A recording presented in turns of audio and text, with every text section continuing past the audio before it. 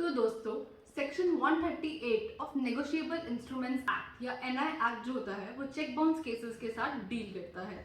तो cheque bounce होने के बहुत से रीजन होते हैं। जो एक मेन रीजन है वो है इनसफिशिएंट फंड्स होना या लैक ऑफ फंड्स होना। यानी कि जो इंसान आपको चेक इशू कर रहा है और उसके अकाउंट में अगर इनसफिशिएंट फंड्स है तो इसकी वजह से चेक बाउंस हो जाएगा या डिसऑनर हो जाएगा। तो इसके बाद अब क्या प्रोसीजर है या क्या लीगल रेमेडी है जो आपके पास अवेलेबल है, चलिए देखते हैं। तो सबसे पहले आप एक डिमांड नोटिस जो है वो डिफॉल्टर को सेंड करेंगे। डिमांड नोटिस के रिसीव होने के 15 दिन के अंदर जो अक्यूज्ड है अगर वो आपको पैसे दे देता है तो ठीक है। अगर वो आपको 15 दिन के अंदर पैसे नहीं लौटाता है तो आप क्या करेंगे, कंप्लेंट जाके फाइल करेंगे कोर्ट के अंदर अंडर सेक्शन 138।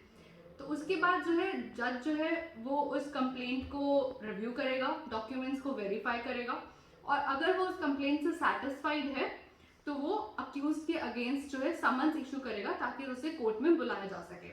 और समन इश्यूज होने के बाद अगर अक्यूज कोर्ट में नहीं आता है, अपनी प्रेजेंस शो नहीं करता है, तो ये जज के पास ऑप्शन होता है कि वो उसके अगेंस्ट बेलेबल वारंट भी इशू कर सकते। तो यहाँ पे जो सबसे इम्पॉर्टेंट चीज़ है वो ये है कि ये जो पूरा प्रोसेस है ये टाइम बाउंड होता है, यानी कि within the prescribe time ही आपको एक्शंस लेने होते हैं।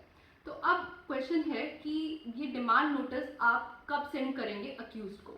तो क्या होता है कि जब भी आप चेक जो है बैंक में जाके प्रेजेंट करते हैं तो बैंक आपको एक स्लिप देगा जिसे हम रिटर्न मेमो भी कहते हैं, और वो उस रिटर्न मेमो पे रीजन लिखेगा कि ये जो चेक है वो डिसऑनर हो गया है या बाउंस हो गया है इनसफिशिएंट फंड्स होने की वजह से। तो वो रिटर्न मेमो जिस दिन आप रिसीव करेंगे उसके रिसीव होने के विद इन 30 डेज के अंदर जो है आपको ये डिमांड नोटिस अक्यूज्ड को भेजना है।